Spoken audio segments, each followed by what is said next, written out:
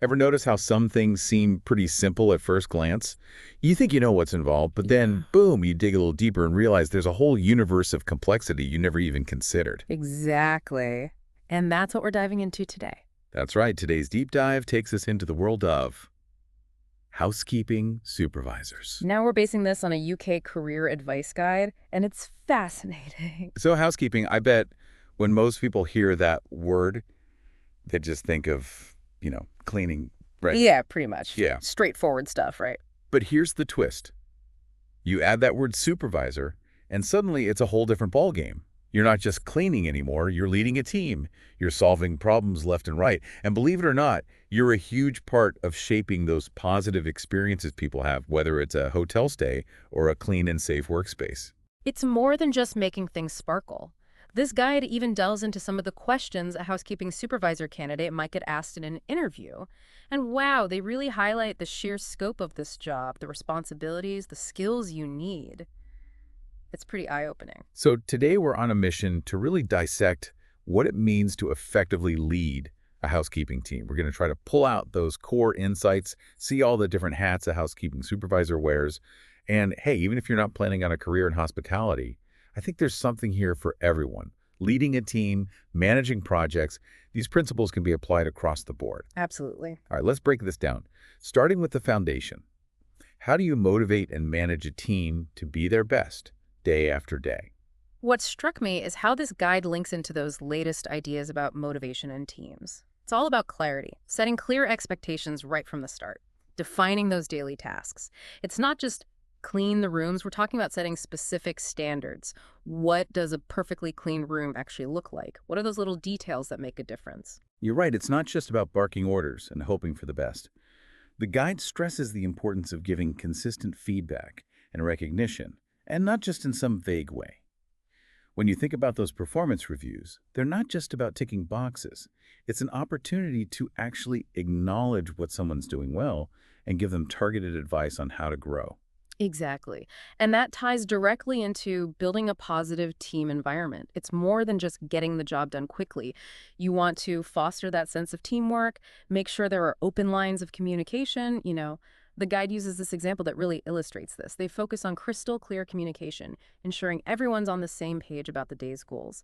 Plus, those regular check-ins, seeing how things are going, recognizing when someone's going above and beyond, it's all about creating an atmosphere of support where each person feels valued. I think everyone can relate to that. When you feel like you're a valued part of a team, it makes all the difference in the world.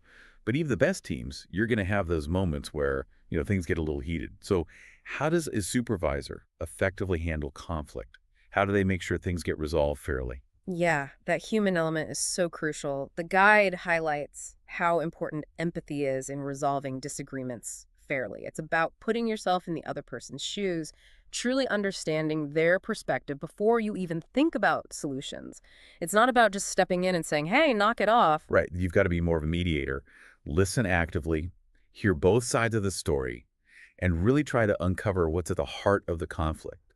And then the real challenge, finding that compromise, that solution where everyone feels heard and hopefully everyone feels like they've gotten a fair shake.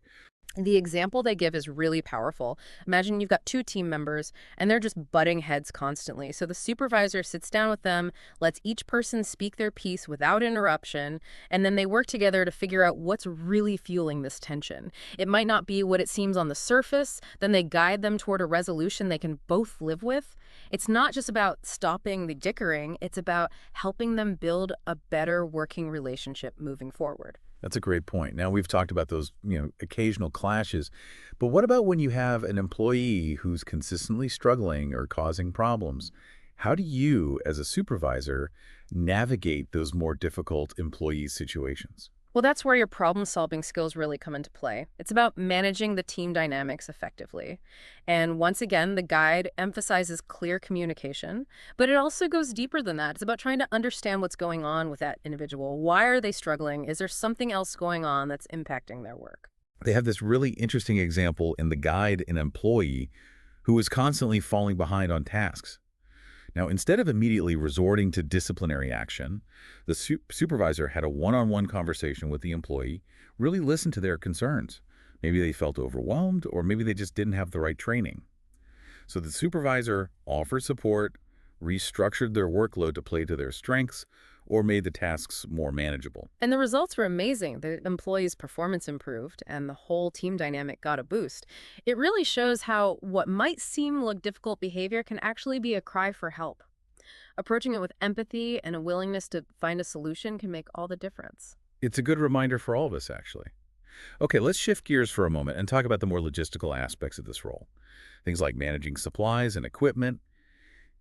It doesn't just magically appear, right? You're telling me, if a vacuum cleaner breaks down or you run out of cleaning solution, that can throw a real wrench in the works. Exactly. And the guide emphasizes that the first step is clear identification of the problem. What exactly is broken or missing? Then you take action. Order a replacement, get it repaired, find a temporary fix. But a crucial part of this, and they really emphasize this, is keeping the team informed. Oh, absolutely. If something's out of commission or you're running low on supplies, the team needs to know. They need to be able to adapt, avoid unnecessary frustration. And I love the example they give about running low on cleaning supplies. The supervisor actually asks the team for their input on which items should be prioritized. It's That brilliant. makes the team feel valued, like they're part of the solution. And they probably have the best insight into what's truly essential. Speaking of essentials, let's talk about the guest experience. How does a housekeeping supervisor contribute to those exceptional stays that people rave about? It's all about elevating the guest experience. We're not just talking about cleanliness. It's about problem solving with the guest in mind, paying attention to those little details that can make a big impact. And then there's that seamless communication within the team to make sure those expectations are met. That anecdote they share about the anniversary celebration, that's perfect. The supervisor, not only did they arrange a room upgrade, they also went the extra mile flowers, a handwritten note, those little touches that make you feel special. And they made sure everyone on the team knew about the occasion so they could play a part in making it memorable. And the guest walks away feeling pampered and cared for with this wonderful memory of their stay. It really underscores how vital housekeeping is to overall guest satisfaction. It's not just happening in the background. Totally agree. And that takes us nicely to the next point. Gathering and acting on guest feedback. It's one thing to get those comments, but it's another to seek them out and then actually use that information to improve things. The guide stresses that you've got to be proactive. Ask for feedback, whether it's through surveys or even just informal chats. But the real magic happens when you take that feedback and do something with it. You hear the same comments popping up. Time to make a change. And they're very clear about this. Close the loop. Let those guests know that you heard them and that you've made changes based on their feedback. Like the example where a guest mentioned their room wasn't up to par and the team jumped on it, fixed the issue, and then let the guests know they'd taken care of it. Talk about commitment to service and continuous improvement. It's those kinds of actions that can turn a negative into a positive and build real loyalty. Okay, another crucial part of being a supervisor is getting those new team members up to speed. Yeah. So what does effective training look like for new housekeeping staff, according to the guide? Well, first things first, a solid plan. You need that comprehensive manual that lays out all the procedures, standards, the works. But it can't be all theory. Hands-on training is a must. New staff need to work alongside those experienced colleagues who can show them the ropes. Yeah, you can't just read about cleaning a bathroom. You've got to actually do it. Exactly. And it doesn't stop there. The guide highlights the importance of regular progress checks, reviews, feedback, making sure those new team members are learning and feeling supported as they grow. It's about giving them the tools to succeed. Precisely. And the example they give is so smart. Focus on a clear plan. Get those trainees actively involved in the tasks, show them the correct techniques, encourage them to ask questions, and then, after that first week, have a one-on-one, get their feedback, address any concerns they have. That's how you create a supportive onboarding experience. It's setting everyone up for success, right? The new employee, the whole team, and ultimately the entire operation benefits. Yeah. Okay, we can't talk about managing anything these days without talking about technology. So where does housekeeping management software come into play? Oh, it's a game changer. It's all about efficiency and streamlined organization. You know, this software can do so much tracking room status. Occupied, vacant, needing cleaning, assigning tasks to team members in real time, managing your inventory. Yeah, it's like having an extra set of hands. Very organized hands. They have this example where a hotel used software for staff scheduling and managing inventory, and it actually sped up their room turnaround time. Then they took it a step further and trained all new staff on how to use the system. That's a real commitment to leveraging technology. Definitely. It's about harnessing technology to make those day-to-day operations smoother and, well, more efficient. Absolutely. Now, what about when you want to step things up a notch? Introduce new procedures or raise the bar on those existing standards? How does a housekeeping supervisor drive those kinds of improvements? Well, the guide is all about taking initiative. It could be anything from researching and implementing eco-friendly cleaning products to creating new, super detailed checklists to make sure everyone's on the same page. And I love their example of the revamped checklist. They zeroed in on those commonly overlooked areas. But what I thought was really smart was that they then did weekly reviews with the team to get feedback on the new checklist, made sure it was actually working. And guess what? Guest satisfaction scores went up. That's the power of collaboration right there. Absolutely. It's recognizing that the people doing the work often have the best insights. Bring them into the process, and you're going to get better results. A good lesson for any leader, really. But it's not just about internal improvements. Housekeeping, like any field, is constantly evolving. So how does a housekeeping supervisor stay on top of those latest industry trends and best practices? It requires a dedication to continuous learning. The guide recommends several approaches. Keeping up with industry publications, following blogs and online resources, embracing those new technologies in your own operations, networking with other professionals, even attending workshops and training. It's having that growth mindset, always striving to learn and improve. We've talked a lot about reacting to situations, but what about getting ahead of potential issues? How does a housekeeping supervisor practice what they call proactive problem solving? It's about identifying and addressing those potential problems before they snowball into major headaches. The guide lays out a few key strategies. Regular inspections of rooms and facilities to catch those little things early on, daily briefings with the team to discuss any concerns or potential challenges, and what they call root cause analysis, basically, digging down to find the root of a recurring problem instead of just slapping a Band-Aid on it. It makes so much sense. And the example they give is spot on. They notice a guest complaint about cleanliness in a specific area popping up a few times. So they address it proactively in team briefings to make sure everyone is aware and paying extra attention to those areas. It's all about staying ahead of the curve. Couldn't have said it better myself. And of course, you can't talk about housekeeping without talking about safety. It's paramount in any operation. So, what are some of those key safety protocols a housekeeping supervisor needs to oversee and enforce? Well, the guide hits several key areas. Regular safety drills, comprehensive safety training programs so everyone knows what to do in case of an emergency, and making sure everyone's following those safety regulations to a T. They specifically mention things like OSHA standards. Those are a big deal for workplace safety, and of course, routine inspections of all cleaning supplies and equipment.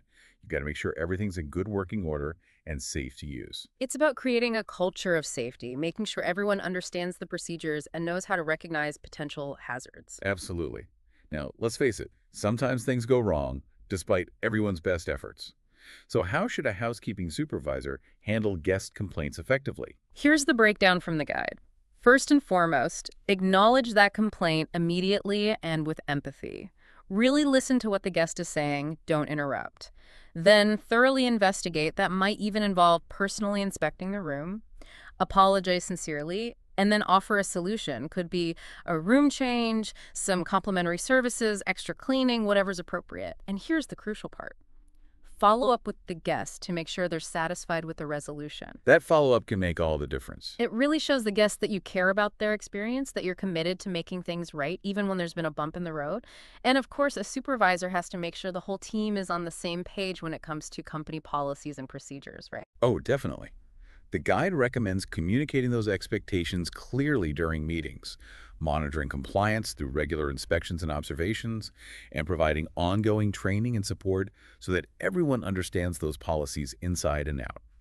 And it's not just about blindly following rules. It's about helping the team understand why those policies are in place and how to apply them correctly. It's about creating a consistent and reliable framework for the whole team. And that brings us to another key aspect of this role: managing that day-to-day workload.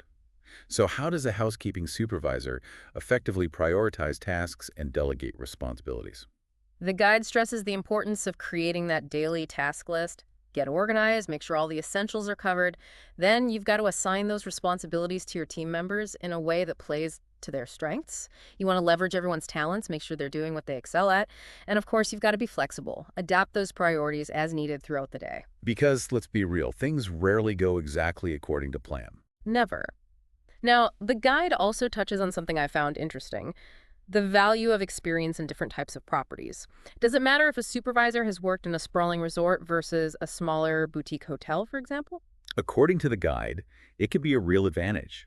Having experience across different settings, hotels, hospitals, even office buildings, it exposes you to different challenges and best practices. The guide really emphasizes that adaptability you need to thrive in those different environments because priorities and guest expectations can change drastically from one place to the next. I can see how that kind of diverse background could give you a broader perspective, a wider range of skills to draw from. Absolutely. And lastly, we need to talk about inventory management. That's a critical part of the job for a housekeeping supervisor, wouldn't you say? Essential. The guide is really clear about that. Track those inventory levels, all your cleaning supplies, linens, guest amenities, and proactively communicate any potential shortages so the team always has what they need to do their job without any last-minute scrambles. It's about preventing those hiccups that can disrupt the flow. Okay, now the guide also shifts gears to the interview process, something anyone applying for this role needs to be prepared for. What are some of those common interview questions they highlight? They cover those standard questions you'd expect. Why are you interested in this role? Why should we hire you over someone else? And of course, the inevitable salary expectations question. But they also stress the importance of coming prepared with your own questions for the interviewer. It shows you're engaged, genuinely interested in the opportunity. It's a chance to show you've done your homework. And speaking of homework, they offer some really good advice about researching the company beforehand. Absolutely. They recommend starting with a deep dive into their website. Go beyond just the About Us page, dig into their mission, their values, read their blog posts and news articles, see what their current focus is. Social media is key too. They suggest checking out their LinkedIn, Facebook, Twitter, Instagram, getting a feel for their culture, seeing what projects they're highlighting. And those online review platforms, Glassdoor. Indeed, they can provide some valuable insights into the work environment from current and former employees. But they also caution, remember, those are just individual perspectives. Take them with a grain of salt. For sure. Finally, they recommend getting a grasp on the bigger picture, looking at trends and reports within the UK housekeeping sector, showing that you understand the broader context, the challenges and opportunities. It shows that you're not just looking for a job, you're interested in the field itself. It's about demonstrating that passion. Right. And then there's the final piece of the puzzle: professional presentation. The guide offers some tips on what to wear to make the best impression. It boils down to projecting that image of, well, clean, neat professionalism, well-ironed clothes, neutral or darker colors. Those comfortable, clean, closed-toe shoes are essential for this type of job. And keep the jewelry and makeup minimal, hair tidy, and professional. They specifically advise against anything too flashy, or casual jeans are a no-no. It's about showing you understand the expectations of the role. So there you have it, our deep dive into the world of the housekeeping supervisor. As we've seen, it's a role that demands so much more than just knowing how to clean. It's about leadership, clear communication, being able to effectively solve problems, being truly customer-focused. And the thing is, these are skills that are valuable in any setting, not just housekeeping. They can help you in any career and even in your personal life. It's all connected. So here's a final thought for you to chew on. We've seen how much depth and complexity there is in this role, a role that, on the surface, might seem pretty straightforward. What other jobs do we encounter every day that might also be hiding those unexpected layers, those demands for a broader skill set than we initially imagine? It really makes you appreciate all the work that goes on behind the scenes, doesn't it? Absolutely. Thanks for joining us for this deep dive. It's been a pleasure. We'll catch you next time.